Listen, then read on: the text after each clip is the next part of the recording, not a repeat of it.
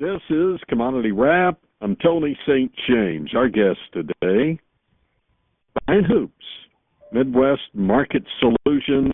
Brian, welcome back to the show. You know what, Tony? It's always good to talk with you. I'm glad we're talking today. I missed last week, so I got to make up for lost time, I guess. Well, in that case, we're keeping you around for two segments here.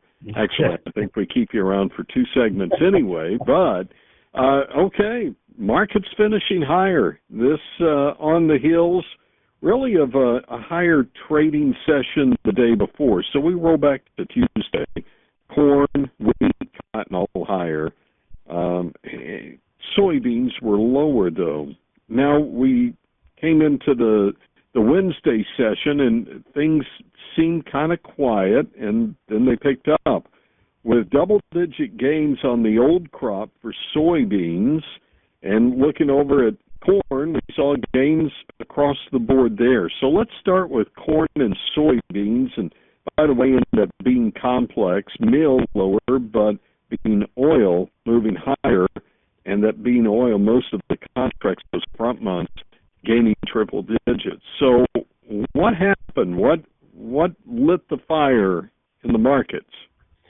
Yeah, it was a fund buying that really drove our prices higher. Looking at the estimates for today, funds were estimated as buying 20,000 soybeans and about 16,000 corn and around 7,000 wheat. They were also big buyers of soybean oil, over 14,000 contracts. Now, there's a couple news items that came out during the session that did push us to these gains. One of them, we had talked about this earlier this morning, EPA did issue a nationwide temporary waiver allowing the sale of both E15 and E10 gasoline for this summer. And it's been framed as a move to boost domestic fuel supplies, lower pump prices, reduce reliance on foreign oil. I think we've seen this in years past. It's been successful, and we have E15 down here in Missouri, and I use it year-round.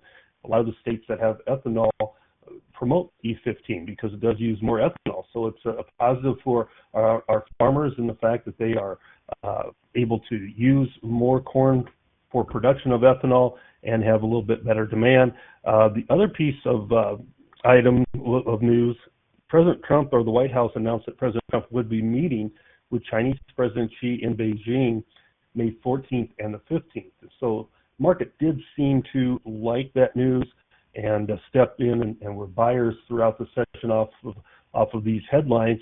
And from a fundamental standpoint, we also had a weekly EIA report out earlier this morning that I thought was very constructive. EIA ethanol production rose modestly, about 6% from last year's same week number, and was pretty strong for this week, improving from the previous week's numbers.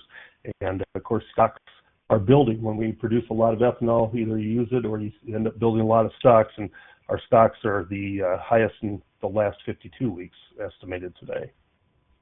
Okay, then we get over to the wheat market, and we were higher across the board in the wheat market. Is wheat riding a coattail, or is there enough fundamental news to keep that story going? Well, I think to an extent this morning it was riding the coattails of corn being lower. And, of course, corn seemed to be following crude oil lower. But around a little after the opening bell and still in the early morning session, wheat seemed to catch a bid and start to move higher. The forecasts for the plains for this week, we're going to be very warm. Tulsa, Oklahoma could have a record temperature today for this date in history. We're going to be extremely warm here in Springfield, and these warm temperatures promoting growth, but it also is drying out soils and certainly needs some moisture. Long-term forecast had a little bit of rain in the forecast for the winter wheat belt. It's a little bit drier at midday, so they're taking some of that rain, which is badly needed, out of the forecast. And then you look ahead to next Tuesday's reports. We don't have any Newswire estimates yet. We're just submitting those today and tomorrow. But I think you're going to see spring wheat acres down significantly from last year. A lot of producers planting canola as an alternative crop because of price considerations and not planting the spring wheat. I'm glad you mentioned canola. Canola moving higher for the second straight session on Wednesday, and it leads all of the row crops. at this point.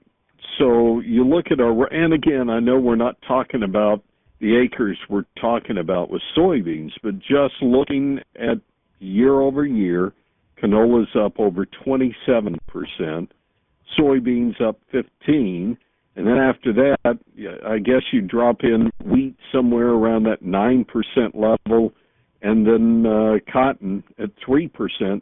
Corn's roughly 1% higher year over year, and then oats and rice are still in negative territory. But I thought it was interesting that you brought in the canola, because canola seems to have been rallying right along with what we've been watching on the bean oil side. Yes, there's a very strong correlation between bean oil and canola oil because of the oil feature. And, the soy complex has been led by oil or bean oil now more than it ever has in history because of oil, and it's tied to biofuels. And with more demand for biofuels, more demand for bean oil prices have moved sharply higher. Canola, also an oil product, has followed in tow with soybean oil. So it's risen considerably compared to 1 year ago. And there's a lot of talk that in that northern plains region of Minnesota, North Dakota, even South Dakota, there'll be a lot more canola seeded versus normal crops such as spring wheat. We may also see soybeans added into rotations quite a bit there. Okay, quick break here. We're back with more. Brian Hoopes, Midwest Market Solutions.